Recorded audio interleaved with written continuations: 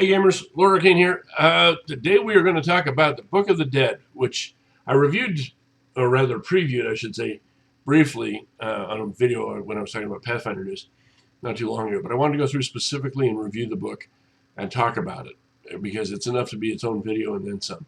So grab some popcorn. This is going to be a little long. It's got a lot of information in it. All right. So in the world of Book of the Dead, first of all, you can get it on PDF. It's available on their website. Hardcover is available in different places. I got mine. I think I got mine from Amazon. Honestly, you can get them in a lot of gaming stores now as well. They've got a pocket edition, which is a softbound print one. If your eyes are better than mine, you can probably work with that one. They tend to be cheaper. And then just kind of a minor tie-in. Hero Lab has their support for it for the Hero Lab Online for Pathfinder 2. So you can buy that pack as well. Okay, so moving on with what's in that book. And this is a long list, so I'm going to have to be reading while I talk. In the beginning, it talks about the organizations that fight against the undead. The hunters of the dead, if you will. You got Pharasmites who don't like them. You got Serenrites who don't like them. You got, okay, not very many people do like them. But, specific organizations are a little bit better at wiping them out than others. It talks about those in length there. Next, it talks about backgrounds. I should drop 10 a punt here too when I get to backgrounds, and this is why. Okay, the book has already been gone through a sanctioning pass for Pathfinder Society, so I'm going to mention when things are PFS legal or what their status is on them, so that those of you who play Society, and as I've mentioned before, I spend more than a little bit of time in Society, will be aware of what you can do with them. Say, as you can imagine, a book about the dead has, not everything is open out there. Congratulations, I'm sorry, you can't be a vampire. But, nope, you can't. My cat agrees with me. So, but there are a lot in the book that, a lot of different things, I should say, in the book that are society legal. So I'll go through them and mention them when we get to those. So backgrounds, this is where I mentioned it. There are a lot of options, about 9 different backgrounds there. 6 of them are common, no big deal, and those are all PFS legal. And then 3 of them are rare, which would normally require GM approval. And with PFS rules, that means you gotta have a way of taking them. It's not something you're gonna stumble across. So be aware of that. Next section, magic items. Oh boy, there are some magic items in there that are a lot of fun. You got a bunch of different rings. You got bottled light. You shake it up. It glows brightly. You throw it at undead. It does nasty things to them. It's got a bunch of different weapons. But the weapons are made out of a new material, specifically for combating undead. This one's a weird one. You ready? It's peach wood. It's designed to kill undead.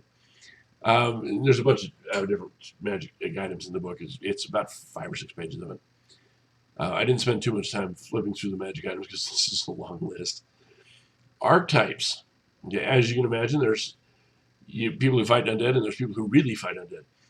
So the archetypes you've got are the Exorcist, which is a 4th level dedication archetype, and it is legal, PFS legal.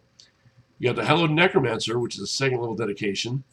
It is uncommon, which means you might be able to take it if you have a way to. The PFS, usually with spending your points. Now, those of you who play Society will know what I mean. Soul Warden, 2nd level dedication. It looks like it's PFS legal. Undead Slayer, 2nd level dedication. It's PFS legal. Reanimator is a 2nd level, but it's PFS limited. So that's one of those that you got to have some really good reasons and find a special way to get it. That's not going to be growing on trees. And then the Undead Master is a 2nd level dedication. That one's restricted for Society. It means you're probably not going to see it ever. Just moving on with that. Feats. Most of them are necromancy specific. All of them are that I saw in the quote-unquote feat section were necromancy specific. They're uncommon, and by that means it's PFS possible, but again, you probably have to spend points to take them. Companions. This is the good stuff. Okay, so Eidolons, undead Eidolons, they're legal, from everything I can tell. So for all you summoners out there, you just squeak a little bit. Druids, Undead animal companions, there's a bunch of them listed. But here's the problem. They're all uncommon or rare. So with PFS, you got to probably buy access to them, but it's not a flat out no. Those are, you can have a ghost animal companion, you can have a skeletal mount, you can have a skeletal servant, a vampiric animal, you can imagine a tiger with vampire fangs, and then a zombie, either two-legged or four-legged. Now, as I say, those are uncommon, except for the zombie, as a vampiric, I should say, animal, which is rare. So possible, but it's going to take some work to get that doable. Familiars, a lot of these are legal. Not all of them, though. So let's go through them. Crawling hand, they're legal. An old friend, congratulations. Poor Fido died when you were a kid. He came back to help you. He's legal.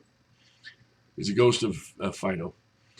A Polong is limited, so probably not. And a talking head is legal. It's getting him to shut up that's the trick. Moving on to deities. Yeah, no. Since all of them are evil worshippers only, they are PFS restricted, which means probably not going to happen, guys. Sorry, those of you who wanted to join the Cult of Orcus, just don't play society for this one and have fun. Okay. I've got more on that particular topic later, but I'll tell you about it. Actually, I'll right now. We'll do it a little aside. We'll get back to your regular scheduled program in a second. So I've been running a adventure path when I get a chance with some of my friends 1,700 miles away on Sundays. And when this book came out, I've been really tempted to modify my druid. I've got this Gripply druid with a dinosaur walking around. He's 8th level, so my dinosaur is now medium or large size actually. Velociraptors goes to town, and these poor troglodytes are being done. We're playing Extinction Curse. But some of these options, I can take and make my frog or make my pet undead or both. I have to jump through some hoops because I already have a dedication. He's a frog dragon sorcerer as well, but his main thing's a druid. But anyway, so this is where that ties in. Okay, he's not a PFS character, so I can do all sorts of things with him. But this is where that ties in. Undead characters. None of this is PFS legal, and there are very good reasons for it.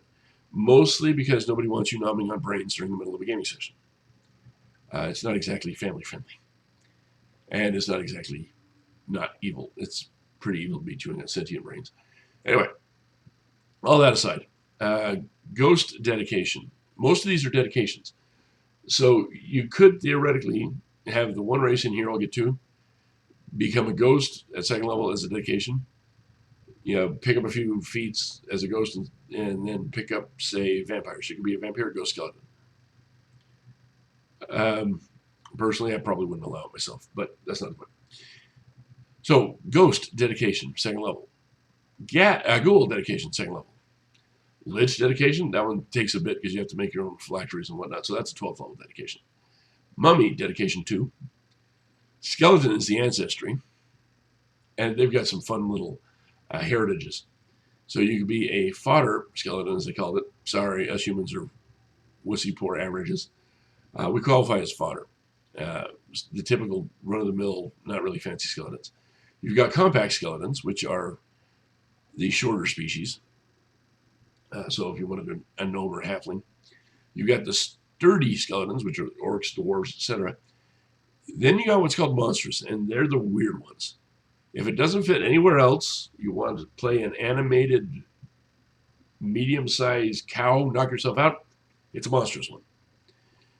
They get natural attacks and whatnot, and they're beasts or monstrous humanoids, still medium-sized, as I said, that have been risen from the dead.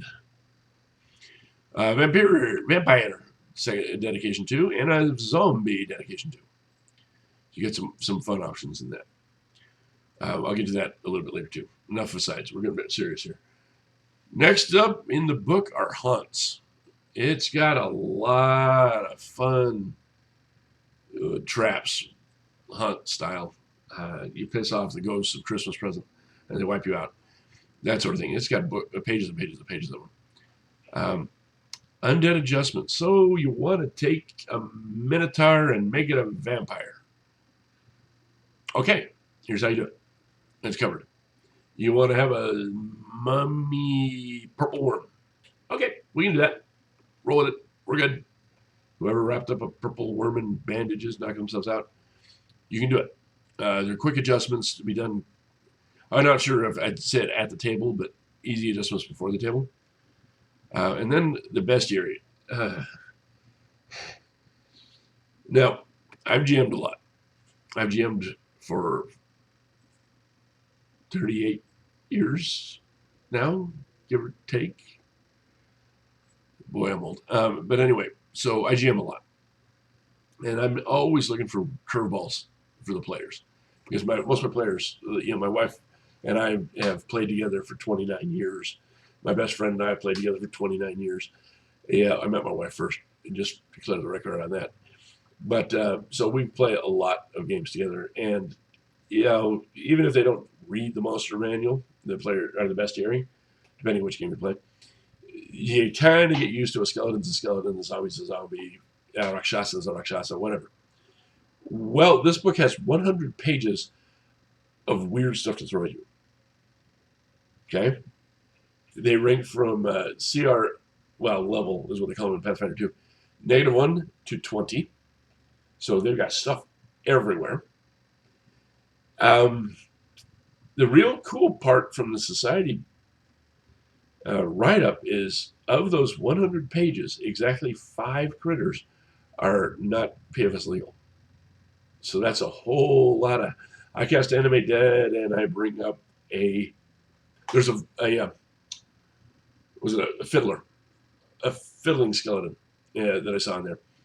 So you want to ring out The Walking Dead, Return to Torah or whatever. They've got ways to do all sorts of things like that, and it looks like, as I said, the vast majority of it's PFS legal. With 100 pages, I didn't go item by item by line, line by line. So some of them might be uncommon or rare, and therefore not really functional for that. But a lot of them, we really fleshed out necromancy drastically. Next part of the book is a bit of fluff. It's Lands of the Dead. History and details of several undead-themed areas in the Galarian. Now, Galarian, of course, is the Pathfinder world. Society plays in it, whatnot. Yeah, you might play in it. You might play in your own campaign setting. I play in my own campaign setting mostly when I'm not doing Society, for reasons. I'll get to that in a minute, too. But it covers several different nations, like Geb is in there. Ustalav to talk about a little bit. The land where things go bump in the night, there's reasons things go bump in the night up there. Things along that line. It was actually really interesting. There was one specific NPC that was mentioned because of things that happened there. She kind of got her own little aside. She's a ghost. It was interesting. And then last but not least, March of the Dead is an adventure, a 3rd level adventure. It is Pathfinder Society sanctioned already. I love when they do that right off the bat. It makes my life so much easier. You can give credit to any Pathfinder Society character, any level, 8 experience points, 8 reputations, 20 treasure bundles, split up in sets of 10 for each 4 experience points. 16 days of downtime. The reason they break that up is in case you level in the middle of it, sort of thing. It's not repeatable. Oh, darn. But I looked at the sanctioning document very, very quickly on it. So it's there. It functions. It's available. Download it. Have fun. Go kill some undead. Or, be undead, play undead. You don't play that one with your Society characters. You play with, it's a typical adventure, so you use your own homebrew characters in that and give it credit to somebody. Okay, now, the reason why I tend to get giddy about this sort of thing, Book of the Dead is also third-party publisher supported, which means coming to you soon from Dire Corgi Games. I don't usually brag about my own business, but I do this time. Dire Corgi Games, I've got working on several different undead-themed projects. One of them I'd kind of put on the back burner a couple years ago, just because I didn't really like how it was approached at the time. So I had to put some thought to it. I'll get to that one in a minute. That's going to be for 1st edition. This book kind of paved the way for me to look at it and go, oh, that's the way to do what I wanted to do. So I'm not copying it per se, but I'm looking at it as I'm approaching it wrong. So the first one there is going to be From Beyond the Grave. It's going to be rules for creating undead characters for first edition, because I don't need to do it for second edition. Second edition exists. I don't like competing with Paizo. They're bigger than me. Let them write their rules, let them do their thing, and I'll use them to do what I want to do. In the second book, I'm waiting for the artwork on it. Otherwise, I'd be showing them both off. Actually, I don't have artwork for that one. The second book is called The Graveyard Shift. Okay, and that's using specific rules from Book of the Dead. We are creating a collection of 5th level characters who, they died early in their career, about 85 years ago. And they've decided that, you know what, being undead kind of sucks, but it's bad. We're bored. We're going to start adventuring. So I haven't got all the characters sorted out yet. I've got some good thoughts. I've got some fun ones.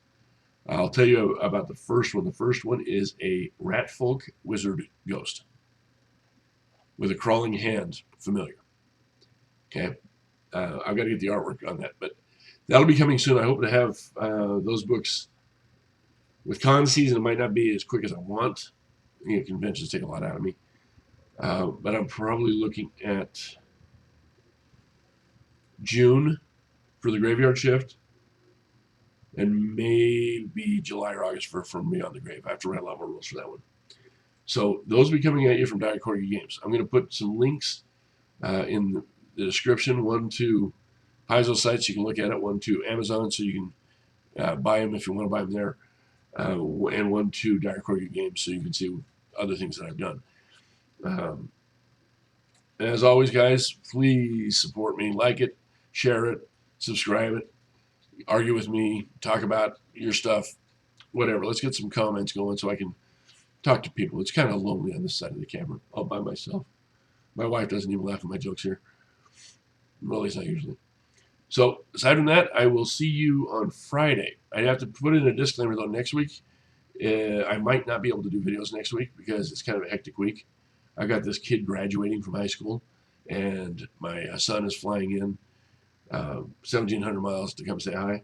So next week's going to be a busy week. But I'll try to get videos again on Tuesday and Friday, but no guarantees on next week. You guys have a great one. I've got some stuff on Starfinder Society specifically I want to talk about before PaizoCon hits, and that's in 2 weeks. So I've got a little bit of time. I might be able to squeeze it in there. Aside from that, as I said, have a good one, guys, and please like, subscribe, share, feel the love, comment. Keep it decent. You can call me names if you want to. Just keep it decent. And have a good one. Talk to you later. Bye.